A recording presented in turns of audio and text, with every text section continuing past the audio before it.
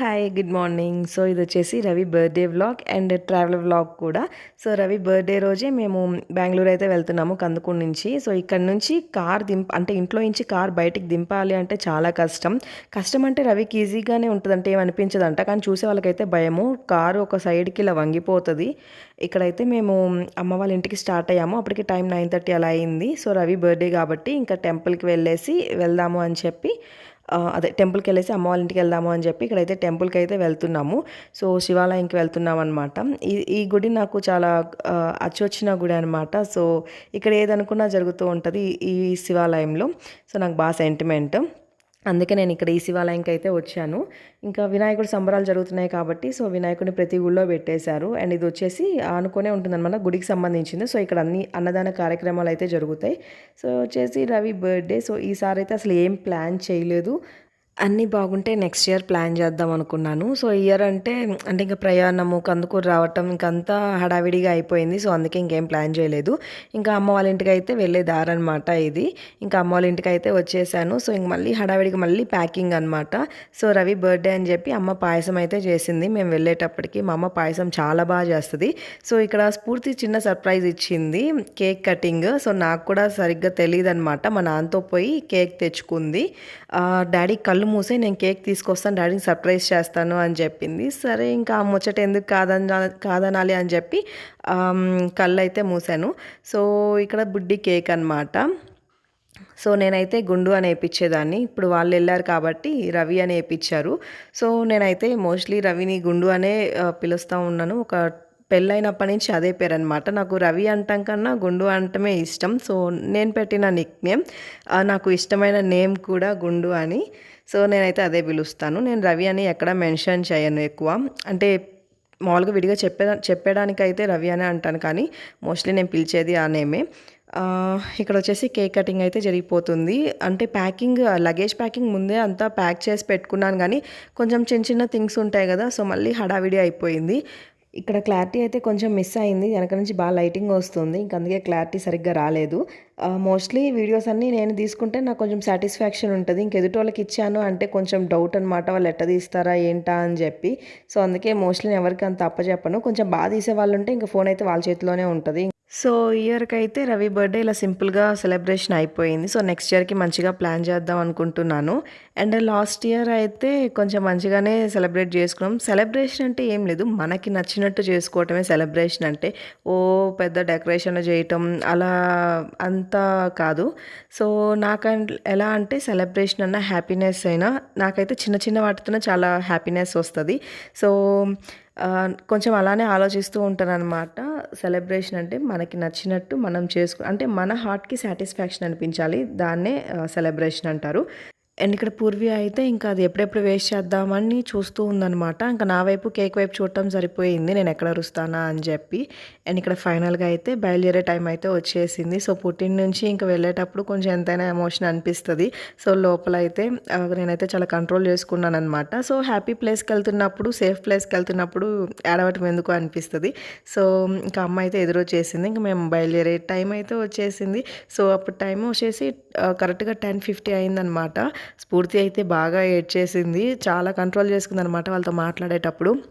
ఇంకా car start అయింది, దగ్గరగా 20 కిలోమీటర్స్ వచ్చేంతవరకు ఏడుస్తూనే ఉందన్నమాట.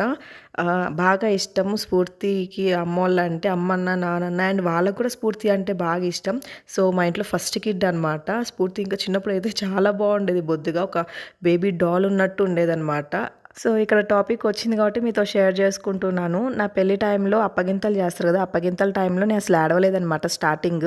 అంటే నేను అందరినీ చూస్తూ ఉన్నాను, ఏంటి వీళ్ళు ఏడవట్లేదు, నేనంటే ప్రేమ లేదా ఏంటి అని చెప్పి. ఈవెన్ నాకు అసలు థాట్ రాలేదు ఏడవాలి అని చెప్పి. సో మన పెళ్ళి హ్యాపీ మూమెంట్, హ్యాపీగా అంతా సాగిపోయింది. సో ఏడవాలనే థాట్ అది అసలు ఏం లేదనమాట మైండ్లో. ఇంకా వెళ్తాము, ఇంకా 2-3 మినిట్స్లో బయలుదేరుతామనగా ఇంకా మా అమ్మ ఏడుపు స్టార్ట్ చేసింది. సో ఆ ఏడుపు ఏడ్చేటప్పటికి నాకు ఇంక ఏడుపు వచ్చేసింది అనమాట. ఇంకా తర్వాత ఇంకా కారుకి కూర్చున్నాం. మా అన్న కూడా ఏడ్చేశాడు. ఇంకా మా అన్న అయితే కారు పట్టుకొని చివరి దాకా అయితే వచ్చాడనమాట. సో ఆ ఏడవటం పక్క రోజుకి కూడా ఏడుస్తూనే ఉన్నాను నేను. అంటే కారులో ఏడుస్తూ ఉన్నాను, మళ్ళీ ఊరికి వెళ్ళిన తర్వాత అంటే రవి వాళ్ళ ఇంటికి వెళ్ళిన తర్వాత కూడా ఆ వ్రతం రోజు కూడా మొహం నల్లగానే ఉందనమాట నాకు. సో అది గుర్తొచ్చేసింది. అండ్ ఇక్కడైతే బాగా ఎండలున్నాయి. సో, అందుకే కోకోనట్ వాటర్ అయితే తాగుతున్నాము. వెళ్ళే దారిలో కనిపించింది. ఎక్కువ అయితే నేను చాలా తక్కువ అనమాట కోకోనట్ వాటర్ తాగటం. అండ్ అయి తాగిన తర్వాత ఇంకొంచెం ముందుకెళ్ళిన తర్వాత ఇదేదో ఊరబ్బా! కాళహస్తి అనుకుంటా. కాళహస్తి దగ్గర ఇంకా స్ఫూర్తి ఆకలవుతుంది అంటే బాక్స్‌లో దోస అండ్ కొంచెం పాయసం అయితే పెట్టింది అమ్మ. ఇంకా మార్నింగ్ బ్రేక్‌ఫాస్ట్ లేట్‌గా తిన్నాం గాబట్టి ఏం ఆకలి గాలేదు. అంతటితో సరిపోయింది ఆ బాక్స్‌లోటివి. అండ్ ఇక్కడైతే ఇంక మళ్ళీ జర్నీ స్టార్ట్ అయింది. అండ్ ఇక్కడ పిల్లలు ఆడుకుంటూ ఉన్నారనమాట ఎనక. సో, పిల్లలు వీళ్ళు బాగా ఆడుకున్నంత సేపు బాగా ఆడుకుంటారు. కొట్టుకోవడం గూడా అట్టానే. పాపం మా పెద్ద పాప ఏం చేయదు గానీ, చిన్న పాపే గదిలిస్తది. గిచ్చటం, కొరకటం, తనటం జేస్తది. సో, ఇంకా వాళ్ళని చూసుకుంటా ఉండాలనమాట. అండ్ ఇదొచ్చేసి ఇంకా హైవే అయితే ఎక్కేసాము తిరుపతి నుంచి బెంగుళూరుకి.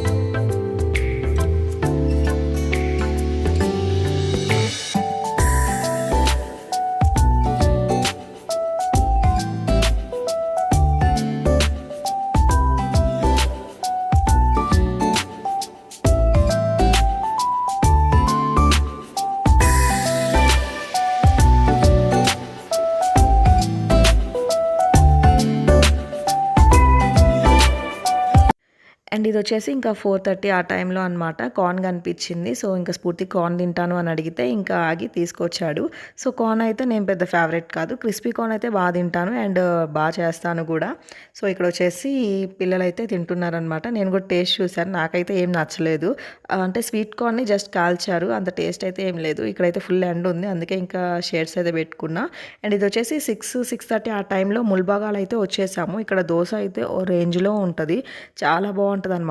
దోస నాకు బాగా ఇష్టం. అండ్ దోస ఇక్కడ పొంగనాలు, గుంత పొంగనాలు ఇవి టేస్ట్ అయితే చాలా బావుంటది. అండ్ లెమన్ రైస్ కూడా ఫస్ట్ టైం తిన్నాననమాట. లెమన్ రైస్ కూడా చాలా బావుంది.